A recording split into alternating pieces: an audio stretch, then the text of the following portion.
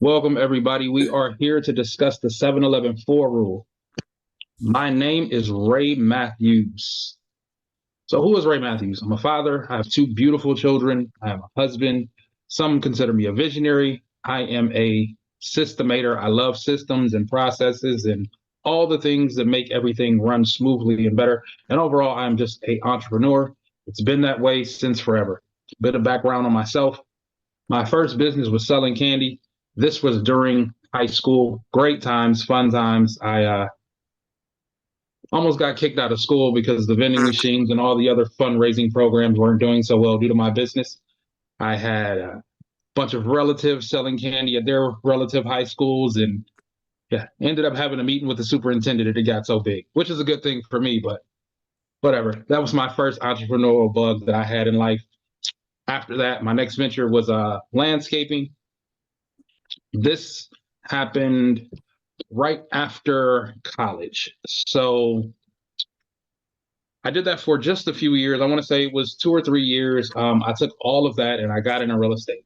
Real estate became my pride and joy. I bought hundreds of properties, maybe even 1,000 or 2, buy and sell. Still do it today. I love real estate. That is one of my passions. And currently, I own a private equity firm. And essentially, I help average everyday people get double digit returns on their retirement accounts and other undervalued capital.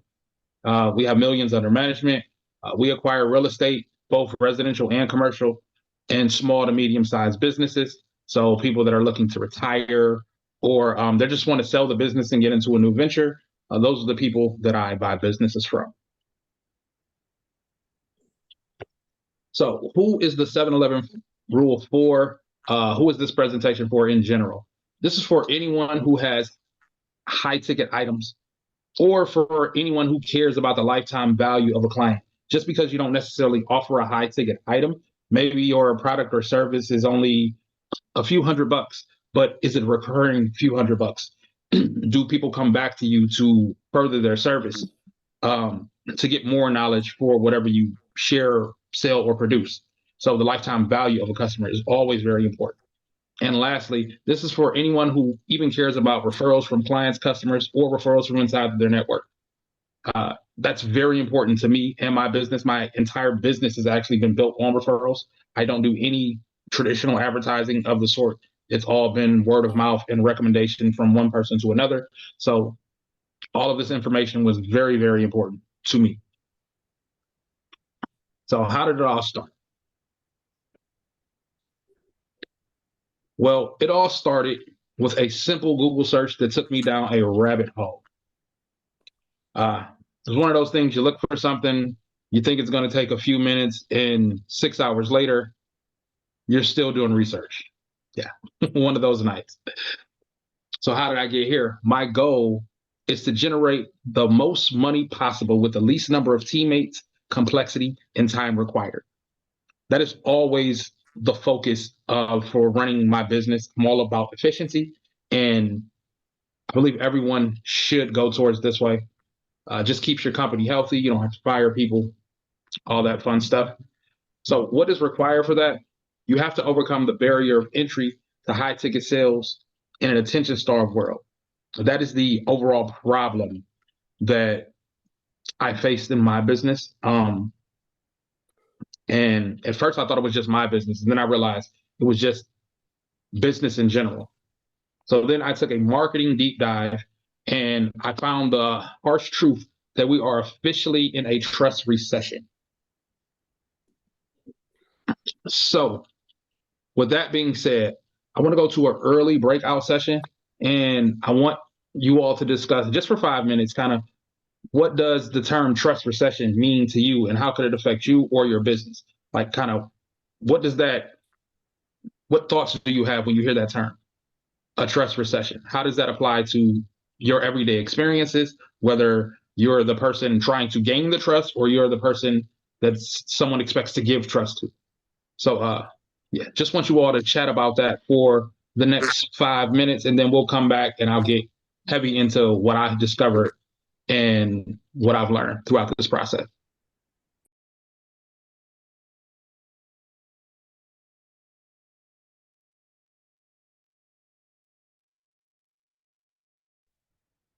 All right, welcome back, everyone.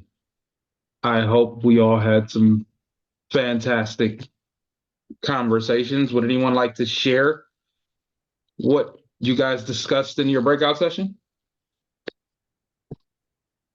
Basically, trust recession. It's a new term to me, Lamar, probably others on this call, but it really kind of grabs the attention, and it's without Ray, you having to define it. I think I speak for everyone when I say we all just kind of, okay, yep, that makes sense. That's unfortunately yeah, loud and clear. It's kind of how I felt. It was an aha moment for me and probably others. Yeah, I've not heard that term used, but when you think about things like, phishing scams and phone scams and, garbage going on in politics, I don't care which side you're on. It's hard to trust anybody anymore. And I understand exactly where you're coming from. Go ahead, Lamar.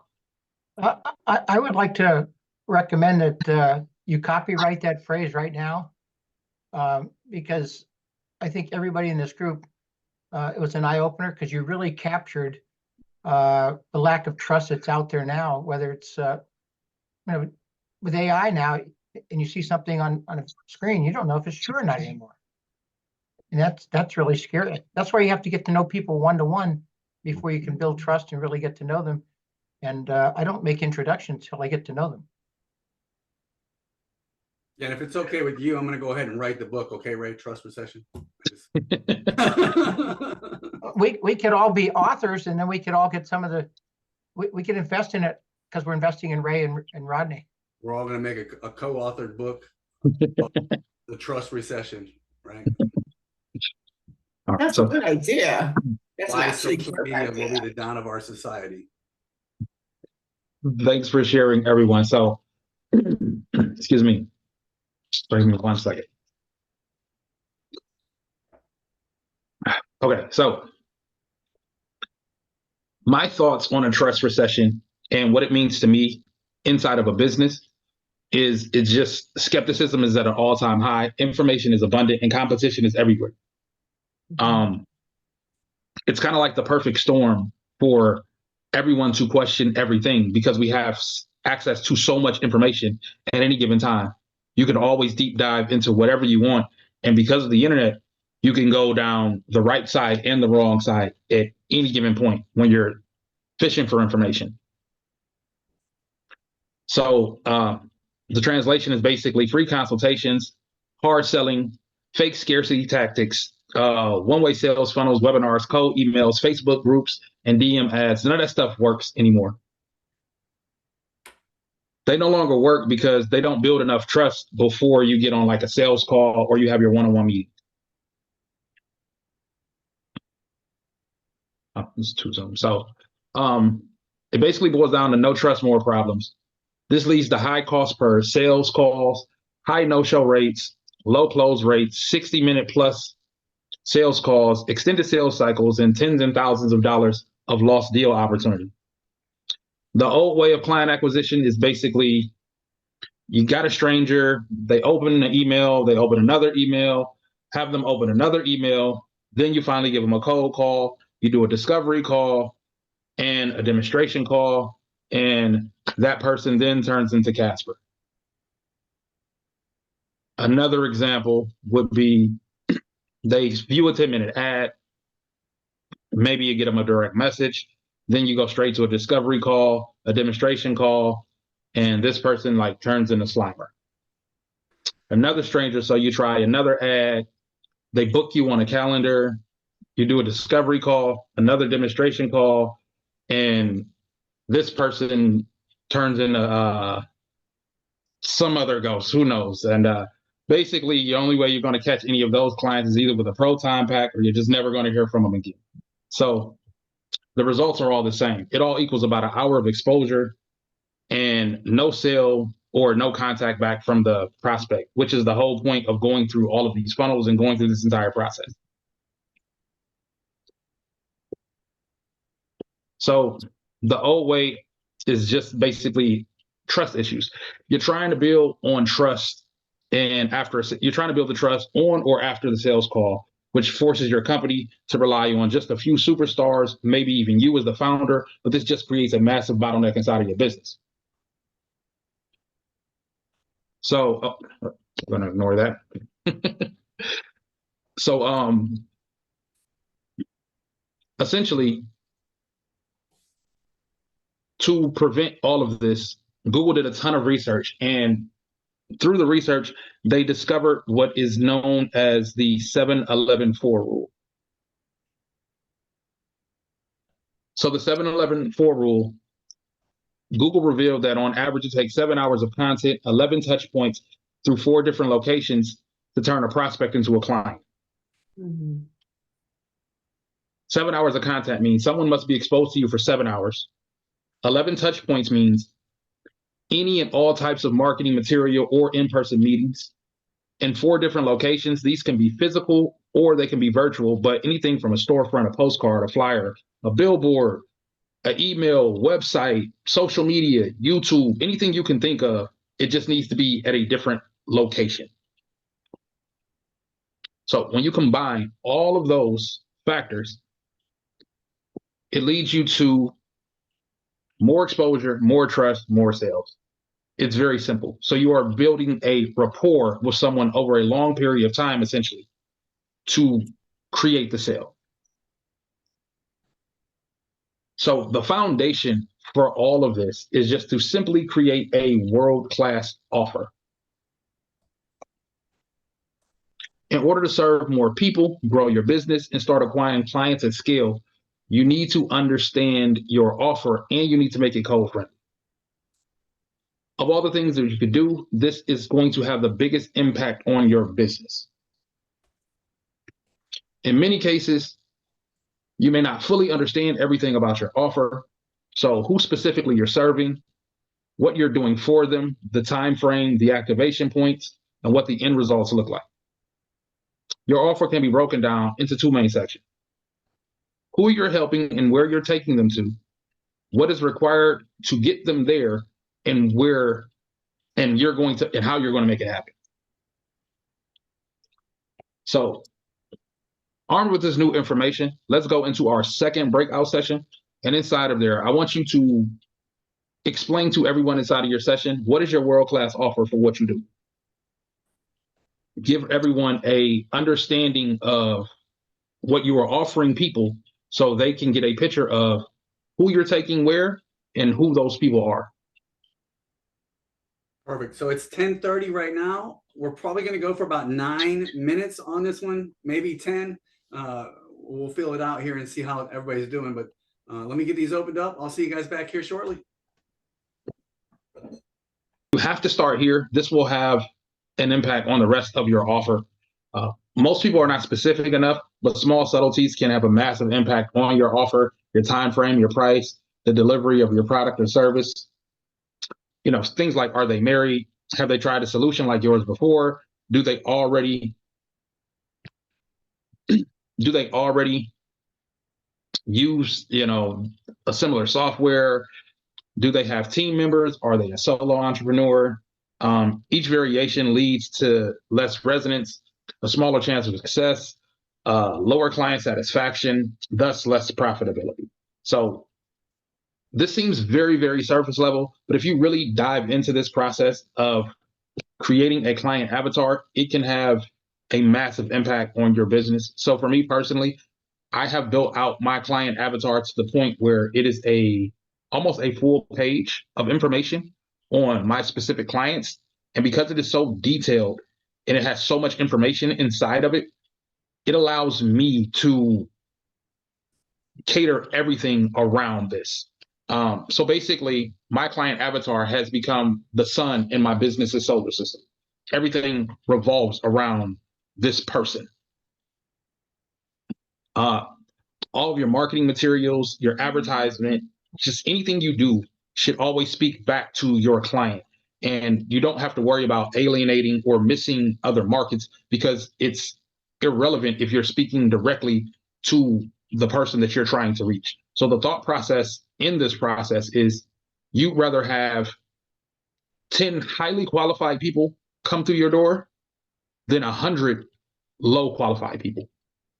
And the reason is you waste less time and you close at a higher rate. So I'd rather close 7 out of 10 than 3 out of 100. So once you dial in that process, the next thing you can really get into is the transformation refinement. So now that you know who you're helping, you should have a better understanding of where you're going to take them. This transformation is not getting them there, but rather where they're going. So it's not the actual process. It's just having an understanding of the endpoint. What is the final result when they leave you? Where do you want them? What do you want them to walk away after doing business with you? Like, where will you want them to be? A lot of people don't give this process enough thought, but it's actually one of the most important things in the process, because if everyone can walk away from your business with the same level of satisfaction and the same result, then you're more likely to get referrals because you're doing exactly what you set out to do, rather than everyone leaving with some random result. Well, some people will be kind of satisfied, other people will be partially satisfied, some people will really enjoy the experience. Well, the person that really enjoyed the experience is probably someone that you really had a great time working with. That's probably your client avatar. That's the person you need to dial in on. And everyone else, if they come in and they don't necessarily fit your avatar, you can explain to them, well, this is where you fit, this is where you don't fit, and this is what I do and how I do it, and create a much better result with them going forward because they understand what they need and what you provide. And that's how you increase client satisfaction and you have less headaches moving forward within your business. A great way to do this is to come up with a statement. I help W do X using Y and Z. So an example, like in my business, it would be, I help 9-to-5ers create passive income so they can achieve real freedom and take care of their loved ones in less than 5 years or less. So that's an example of the journey that I want to take someone on. You essentially give me income, you give me undervalued capital, we'll place it, put it to work, and in 5 years or less, the goal is to replace your income. So they know exactly where I want them to be. We're all on the same page. We understand the results. So throughout this process, everyone is on the same page. Even if they don't understand the process or why certain things are being done, they understand where we're getting to, and it makes the entire process easier for everyone involved.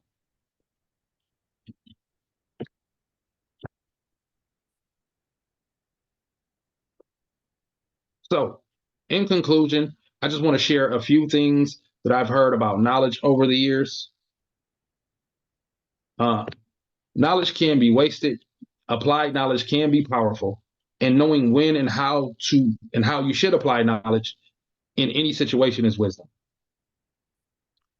So my ask for everyone that took an hour out of your day to listen to the information that I had to share is please turn this information into wisdom and apply it when and where it should be, whether it's for you or someone that you can help move forward throughout their journey.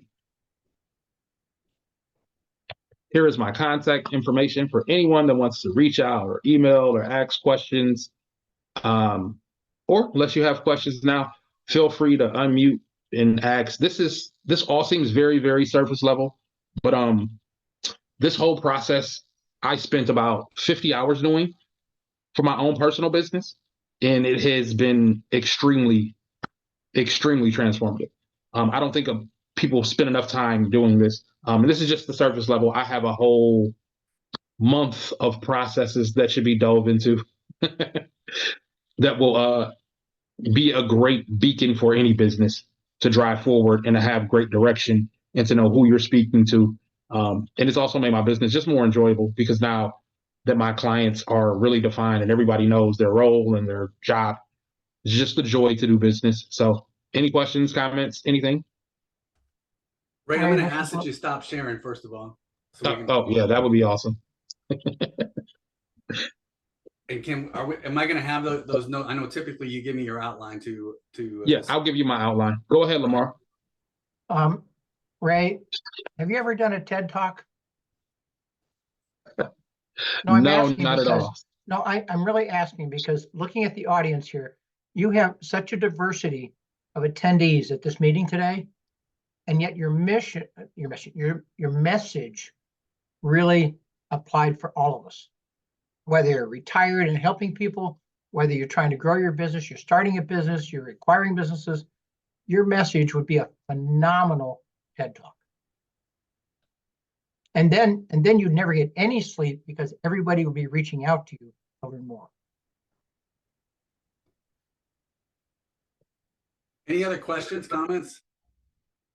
Ray, I'd just like to say at the end, when you were talking about your I help statement, if nothing is taken away from this, please, from a sales perspective and the idea of trust recession, if you start with I help versus I've got something to sell you, or you need this from me, I help is a fantastic way to open up doors and do things. So if you haven't started using that in your 90 seconds, 60 seconds, or who the heck you are statements, that is the takeaway that everybody should work hard toward. So thank you for sharing that.